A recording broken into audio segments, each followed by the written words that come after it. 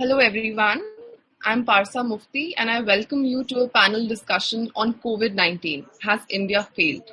India has crossed 25.3 lakh COVID cases and now has the third highest cases in the world.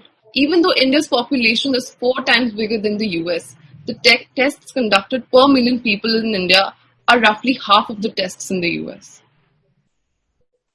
Experts have argued that the lockdown has failed in stopping community transmission and that India will soon have the highest number of COVID cases. Others have also argued that the Atmanirbhar and PM Garib Kalyan packages do not address the real problem and are only window dressing. There are also serious questions about India's health infrastructure that have gone before due to the pandemic. Given this, I'm privileged to host Dr. Ritupriya, public health specialist and professor at JNU, and Abhay Shukla ji, eminent activist with the Jan Swasthya Abhiyan. Thank you for sparing time today for this important discussion. My first question will be to Dr. Ritupriya, who is the editor of an important volume on health. Public health expenditure as a proportion of the GDP is just 1.3%, one of the lowest in the world. Consequently, high out-of-pocket expenditure by ordinary Indians pushes 63 million Indians into poverty every year. How bad is COVID going to impact India?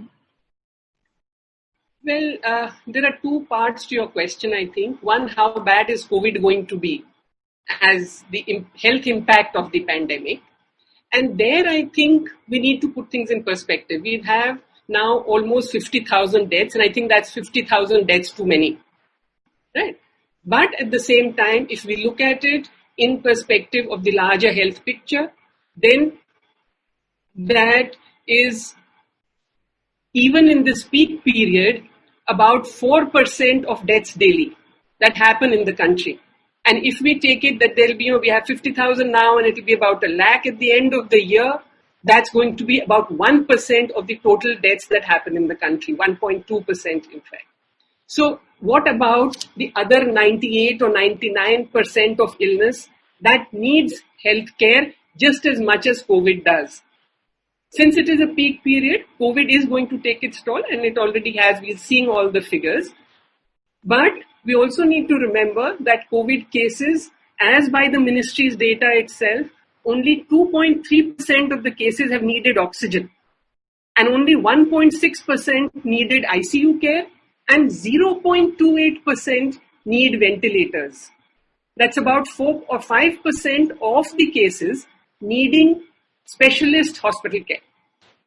So even the 95% COVID cases need, it's not that they don't need care. They need home care where there is good care taken of them and of their health status, monitoring of the health status to see and check that they don't become serious, and to refer them to hospitals in time and to get them there on time. Right? Now, all of that requires good primary level care, and public services are the ones which will provide this. This is what requires the right care at the right time and the right place, and the patients getting there. But the focus that we have had in the preparatory period, especially in March and April, has been on ramping up the infrastructure and the technology. So infrastructure in terms of converting existing hospitals into COVID hospitals, thereby preventing patients of other illnesses getting the care that they needed, which, as I just pointed out, is about 99% of the entire causes of death that happen, that are likely to happen in this whole year. And the one real lacuna of our public system, which is the human resources, the large vacancies we have in our public system of doctors and nurses and so on, is where the bottleneck lay, and that was not addressed. Except maybe, states like Kerala, which did recruit in more doctors, or later in Maharashtra and Bombay especially, where they tried to get in doctors from other states. But other than that, by and large, we've not dealt with the human resources issue, and even today, I don't hear attention being given to that issue adequately. So the COVID patients, even with mild symptoms, end up going to the private sector, and the private sector has a heyday. Two things, in fact, if you see in the last several months, where private sector prices have got hiked up is one, the Ayushman Bharat scheme, which provides for 5 lakhs and therefore they can hike up their rates. And the second is now COVID, where during the pandemic, we've seen that once the private sector did open up, initially it closed down, and then it has opened up to get the advantages of the need for health care, because the others don't now have the private sector to go to, and therefore they hike up their prices. So the impact of COVID by itself in terms of deaths is not going to be too much. It's going to be much more in terms of decreasing the access to healthcare for other problems and thereby increase health impact. Ma'am, just to follow up on you with what you said about the infrastructure and the emphasis that needs to be put on it. India suffers from a massive shortfall in infrastructure and unevenly distributed healthcare professionals. The density of physicians is 0.7 to 1,000 citizens, and that of nurses is 1.7 to 1,000 citizens. And most of this is concentrated in urban India. Is India equipped to handle the pandemic? See, our public system infrastructure is inadequate, yet it's largely there, and that is what has helped us in the pandemic. So we need to recognize its worth and the fact that it has delivered. In fact, not only now, when we saw, for example, the National Rural Health Mission, the ramping up of infrastructure and bringing in of more HR certainly helped in decreasing the out-of-pocket expenditure of people across the country. So you had, a large shift, almost a doubling of public expenditure over patient expenditure from 17 to 30%. So, there is a lot to say for our public system, and yet the weaknesses and gaps are there. And the gaps very clearly, to my mind, are in terms of human resources. As you said, we count, it's about 0.7 per 1,000 population of doctors, but then we are counting only MBBS doctors. And the registered MBBS doctors, we have a somewhat smaller number of Ayush doctors. And the two together form almost 1.7 per 1,000. And that's very close to the WHO standard for 2 per 1,000. Therefore, we have this. We also have nurses, we also have ANMs, we have the paramedics, all of which together can be put to the task as we build up our human resources as well. So the problem to me at the moment seems to be the deployment of human resources. We're not getting them in the right place at the right time. And that seems to be a big problem. So, you just take the fact that we have 80% and more of our doctors in the private sector. And the public sector has failed to attract them, not because they don't want to join. There are umpteen studies which show that doctors are not averse to joining the public system, but they must get regular employment. What we are doing now is giving them contractual work, whether it's doctors or nurses, and that's then not attractive enough. They must get conditions to work where what they have been taught can be applied well, and therefore ramping up the kind of infrastructure and facilities required. So it becomes a part of a chicken-egg problem where you have to have HR to have good services and you have to have good services to attract the HR. But that's where the government must put its act together and ensure that rational recruitment policies, conditions of work, etc. are put in place. And that is the gap we seem to experience. Whether it is, you look at dentists, 3% of dentists are in government service. 97% are outside. Even among the nurses that we have, only about the lady health visitors and ANMs who are trained basically to do rural health services. Only 1/3 of the registered LHVs and ANMs are in rural areas, in government service. The rest of them seem to be working outside government service and in urban areas. Therefore, this shift is what we really seem to require, in addition to increasing the numbers. Nurse practitioners is another area that needs to be addressed to fill these gaps. But we need to really focus on the primary level services as much as we do hospitals. The pandemic, the whole focus has been on hospitals much more than on the primary level. And it's the primary level that Kerala showed us was able to actually contain the pandemic. While we're discussing healthcare professionals, Abhay sir, Jan Swasthya Abhiyan has a pan-India presence and you work very closely with movements and the people. Even though many leaders have mocked India's public health infrastructure created since independence, most state governments have relied almost exclusively on India's public health infrastructure, be it AIIMS, ASHA workers, doctors, nurses, paramedics, and allied healthcare staff during this pandemic. Has private healthcare done enough? Okay, so yeah, this is of course a very important question, and we need to understand that in the health system in India there are two different logics which are kind of contending with each other. So one logic is the profit logic, which essentially says that healthcare is a commodity to be sold in the market, and people should be allowed to make profit out of healthcare. And basically those who have the money will buy healthcare, those who do not have the money will, they can just fend for themselves. And basically it's a market, a free market scenario. Now this profit logic is of course very, very problematic when it comes to healthcare, which I will come to in a minute. But against this profit logic, there is another logic, which is the social logic. And the social logic holds that health and healthcare are basic human rights. And every human being, irrespective of their background, must have the right to healthcare. And therefore, publicly organized systems must deliver this healthcare to everyone. Because it's only public systems which can do that. So in India today, it is the profit logic which has been dominant. This is the reality. And that is why when the COVID epidemic hit, it was such a big shock. Because while roughly 70% of healthcare utilization is in the private sector, as Ritu has mentioned, more than 80% of doctors are in the private sector. But this sector was not geared to fulfill social needs in an epidemic.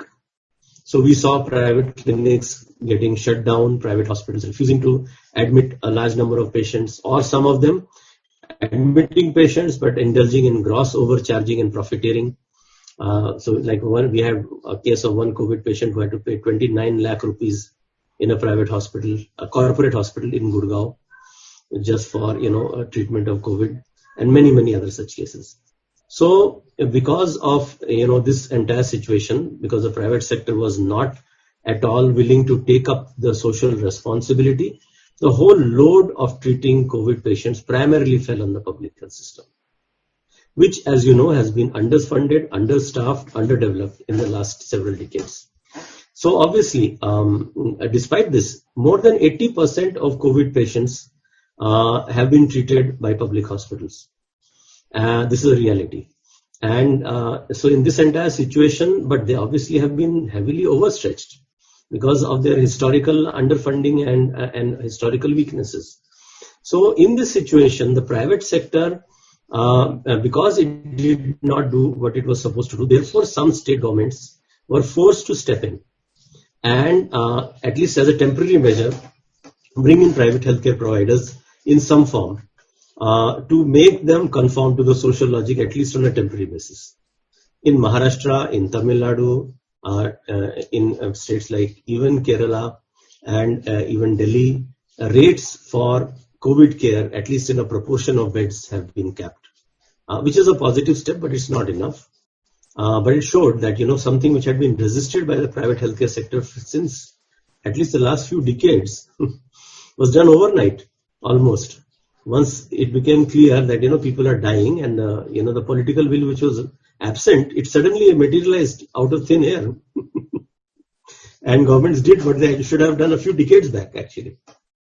So, so we saw this happening. We also saw that many governments realized that, this Pradhan Mantri Jan Arogya Yojana, which I'll be maybe talking about a little more, was a very inadequate vehicle to engage private providers. Because this is optional and contractual. So, some hospitals may join, many hospitals may not join. Even those hospitals which have joined, they may or may not admit patients. That's not how you can treat an emergency. So state governments stepped in and actually took over private hospitals in several states because they knew that their own scheme was a flop. They could not rely on PMGY to really mount the kind response that was required to treat all COVID patients who were, pouring in. So again, a lesson for us. So two big lessons here. A, rate regulation of the private healthcare sector, a long overdue demand of the health movement, is now back on the agenda. And it is something which is doable, provided there is political will. Half a dozen state governments have done it overnight. It needs to be done on a continued basis and across the country. Because overcharging is not limited only to COVID. Overcharging, gross overcharging, exploitative overcharging by the private healthcare sector has been a feature which many of us are aware of, and this must be controlled on a permanent basis. And the second big lesson is that the whole PMJY scheme, when it was really required, and state governments had to look for alternatives in whatever way, maybe in a patchy way, maybe on a temporary basis, but it has opened a window for us to think about alternative ways of the public health system engaging private providers in a way which will be much more accountable and effective than PMJY. So you're talking about PMJY scheme. Roughly 9 out of 10 Indians are self-employed, which means that they're not covered by any employer-provided health insurance scheme. Even if they get coverage from Ayushman Bharat, it is very limited because it does cover secondary or tertiary care, but not OPD care. Can you give us an accurate assessment of how Ayushman Bharat is working and how ordinary Indians have to cope with their healthcare needs during this pandemic? Yeah. So, see, Ayushman Bharat has two components. One is the Pradhan Mantri Jan Arogya Yojana, which probably you are mostly referring to, which is the large scheme covering about 50 crore Indians, about 10 crore households across the country, primarily for secondary and tertiary healthcare, hospitalization care. And the other component are the health and wellness centers, which are upgraded primary health centers and sub-centers, which are supposed to provide improved and more comprehensive primary health care at the grassroots level. So I think we'll talk about PMJY primarily because that is the kind of component which has been more responsible for or is supposed to be providing care during the COVID epidemic to critical patients. Now, the data in end of May this year showed that out of about 1.8 lakh COVID patients at that time, only about 2,100 had been given hospitalization care under PMJY. So, that gives you some idea that, of course, not all of them required hospitalizations, but probably less than only around, 1 or 2% of the patients who required hospitalization care were getting it through PMJY. A recent study, which is, data from the PMJY program itself, which has been published in Hindu, shows us that there has been a drop of 50% in utilization of PMJY in the post-COVID period. Of course, the lockdown has been also responsible for that, but another big factor is that this is optional. So, the PMJY hospitals are fair weather friends. You see, it is said that it's in a crisis that you come to know who are your real friends and who are your fair weather friends. So PMJY are private hospitals are fair weather friends. So when the going is good, when there are profits to be made, when you can perform some minor procedure and get a good amount of money from the government, they are interested. When it comes to dealing with an emergency, when it comes to really saying, okay, may not make some profits for some period of time, but we need to serve people who are dying, then they opt out. So PMJY has been a flop in the COVID context. I mean, pardon me for using a strong word, but it has not lived up to its promise. It has not lived up to its hype. And which means, as I said earlier, that we need alternative modes of engaging private healthcare providers in a publicly organized system, which will be far more effective and which will take us in the direction of universal healthcare. So there are these three big changes that we need in the way that the public health system will deal with private providers. Besides, of course, comprehensive regulation, including regulation of rates, there are three more steps which need to be taken. A, the scheme has to be universal. Across the world, we know that targeted schemes are not very effective. Schemes for the poor become poor schemes. So if you only say 40% of the people are going to get care, 60% of the people, the majority of the population is left out, then all kinds of distortions come in. And the most vulnerable, the weakest, the people with least voice, the least literate, they are the ones who have to struggle with a, a system which is kind of gamed in different ways by the private providers. So number one, it has to be universal. Number two, it cannot be optional.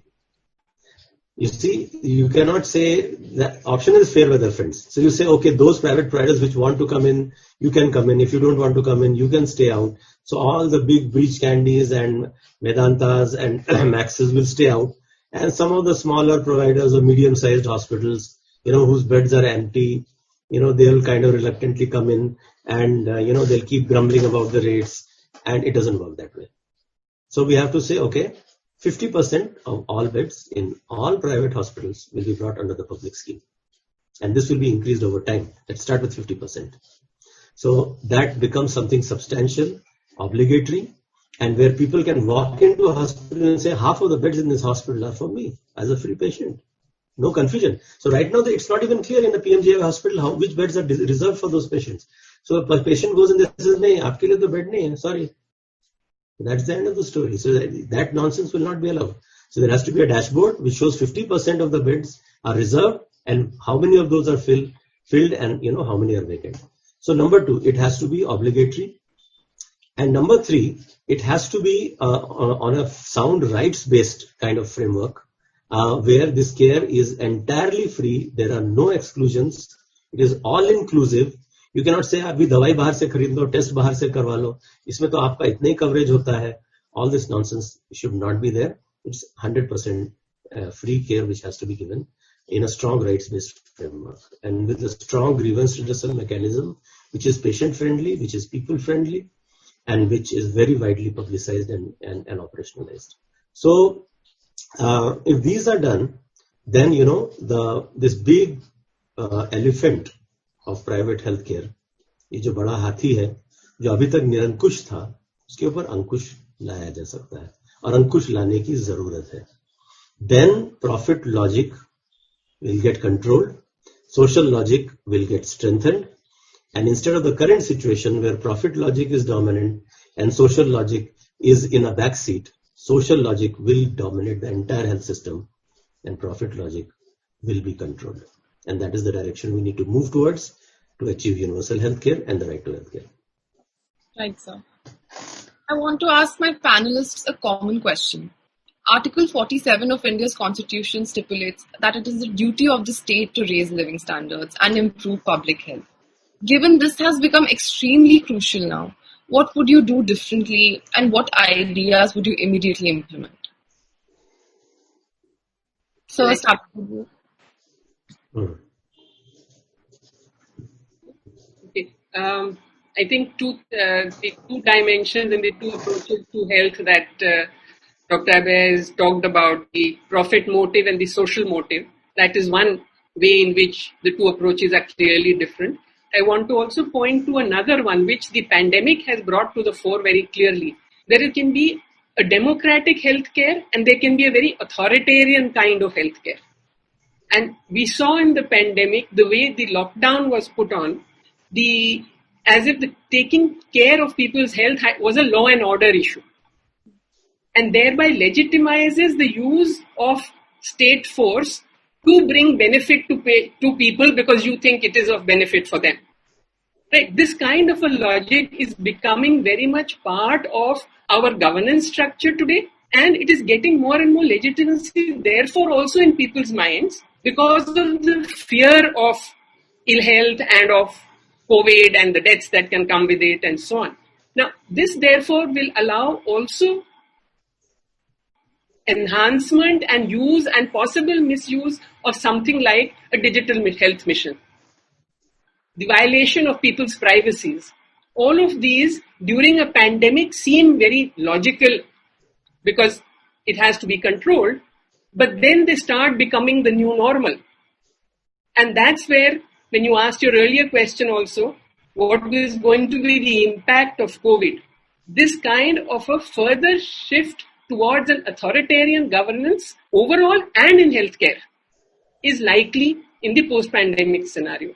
And the consequence of that when we see for healthcare, and I'll confine myself to that largely, is, for example, that we have a universal lockdown instead of what should have happened is an early quarantine for all international travelers, which is much easier because they are located in airports, coming out of there, and you locate them and restrict their movement, and calibrated lockdowns wherever it emerges. Instead of that, we have something which is so drastic, and it's not been done in any other country in the world. And what it does to our economy, we are all aware of. We are seeing the consequences, including, of course, the migrant workers and so on. But as much the middle class and working class is getting affected and very worried about even their own incomes and livelihoods in the coming months. So how do we see? This is a public health issue. It's an issue because it affects people's quality of life, standard of living. As you rightly pointed out, the Constitution makes giving people a better standard of living a constitutional responsibility. But this certainly withdrew from that. And thereby, now for health, from a public health angle, our greatest concerns therefore are livelihood and food. One can envisage something like a hidden famine, because you'll have people in rural areas who have gone back, have no work, and will be sitting in their homes with no food at all. The PDS system works for those with ration cards. The NREGS is limited. And therefore, where will all that happen is one big concern for public health. For the public health sector, like I was pointing out in Kerala, as well as Dharavi shows us clearly, the primary sector is the primary level care services are extremely critical to be able to contain something like a pandemic. And of course, they're critical to see us through all the major health problems that India suffers from, whether it is malnutrition, maternal and child health, tuberculosis, and so on and so forth. So building that up, what the pandemic also showed us is the lack of use or the lack of any understanding of public health and its relevance. That the decision making is done not with your own public health experts, but with some statistical modeling that has been done internationally. And therefore you have this kind of a drastic lockdown and its consequences and so on. So building the primary level services, building public health systems and a public health cadre that will see us through using our human resources to the best possible, using the resources that we may put to it, and of course we need to increase the resources in there. So the pandemic is bringing up these issues more and more clearly to us. Workers' health is something that, because of the whole attention on migrants, things should now deserve much more attention than it has before. And we are seeing more suicides, more domestic violence. All of these areas need much more attention. So we have a comprehensive public health in the post-COVID period. So would you like to add? Yeah. So you talked about Article 47 of the Directive Principles, and that is correct. That is our starting point. But 74 years after independence, now we need to convert what was a broad principle in the Constitution into a fundamental right. And that is, the right to health care should become a fundamental right in the Constitution. This is a demand of the People's Health Movement of Jal Swasthya Abhiyan. Just yesterday we had a national session of the People's Parliament, which is a session on health, and where this was the primary resolution which emerged, that the right to healthcare should be a fundamental right. So this is very clear, it's unambiguous. And, if we claim to be a global superpower, we claim to be a country which is, claiming to occupy a stage, at the global level, it's high time that, at least basic healthcare becomes a right of everybody. And linked with that, a right to healthcare acts in every state of this country, because health services are a state subject. So, state governments need to be centrally involved, but both the state government and the central government need to be, come together and operationalize right to healthcare. So this is number one. And this will drive the entire health system into a higher level of functionality. This is very important. No? So it's not just because people need their rights. It's also because the health system needs to be pushed into becoming uniformly and consistently and adequately functional. And we have seen this happen, that when people start demanding their health rights, the public health system, which was earlier kind of dysfunctional, non-functional, closed down health facilities, absent staff, all kinds of things, they suddenly, get tuned up. And they start functioning in a much more effective way. So the right to healthcare is important to bring the entire health system up to a adequate level of functionality. This is one important step that we need to take. The second, which Ritu has pointed towards very correctly, and I will add to that, is democratizing the health system. So we are supposed to be a democracy. It's a kind of a low intensity democracy, in which the intensity is getting even lower now, as you know. So in this situation, instead of lowering the intensity of democracy, we need to have full-fledged democracy in every sector, including the health system. So of course, it's not going to happen in isolation in the health sector, but definitely on this front we are talking right now. Democratizing the health system means that where currently all decision making is completely centralized, and in the COVID period has become hyper centralized, I can tell you. Even MLAs and MPs are complaining to us that, we have no role. We have nothing to say. We are not being consulted. There's a very small clique of officials and some topmost political bosses. They are taking all the decisions and nobody else is involved. So let alone civil society organizations, social movements, women's groups, citizens organizations, ordinary people. Inko sabko to chhodi dijiye. Even yesterday we had 3 MPs in the session, and they all 3 said that even the parliament is not being consulted. So hyper centralization of power is the opposite of democracy. And democratization of the health system means, first and foremost, decentralization, which the Kerala Health Minister talked about yesterday in our session. And along with decentralization, also greater empowerment of ordinary people and their various kinds of organizations at the grassroots level to be involved in both monitoring and planning health services. And this is very important because to whatever extent, we have seen a better performance of the health system in Kerala, one important factor has been that their panchayats are genuinely empowered. They receive 40% of the total funding for most departments.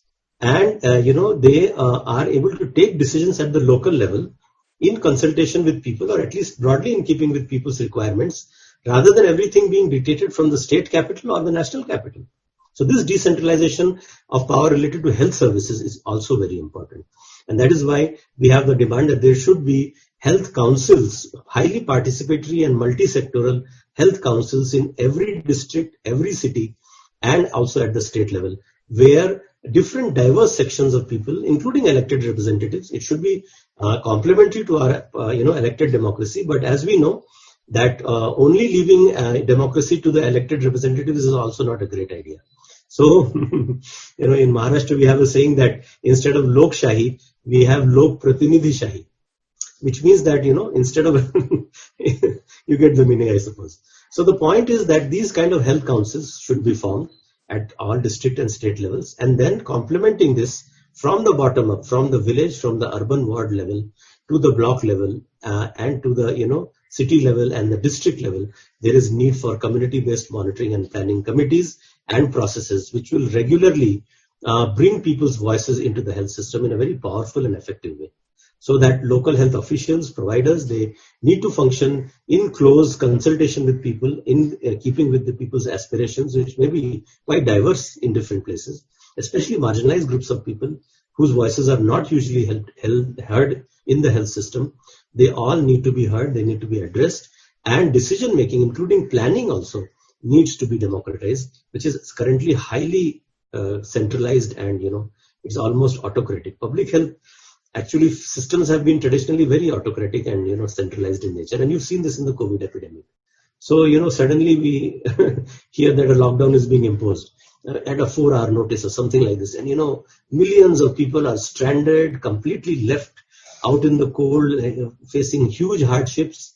And, nobody is answerable, nobody is accountable. So the public health system, and in fact, the entire health system has to be democratized in a very systematic way through very participatory mechanisms, not just as a vague aspiration, but as a very, very concrete, process. And without that, actually the right to healthcare will also not mean very much. So because people need to be in control, they need to be in command. We're calling it a democracy, rule by the people. So what does rule by the people mean?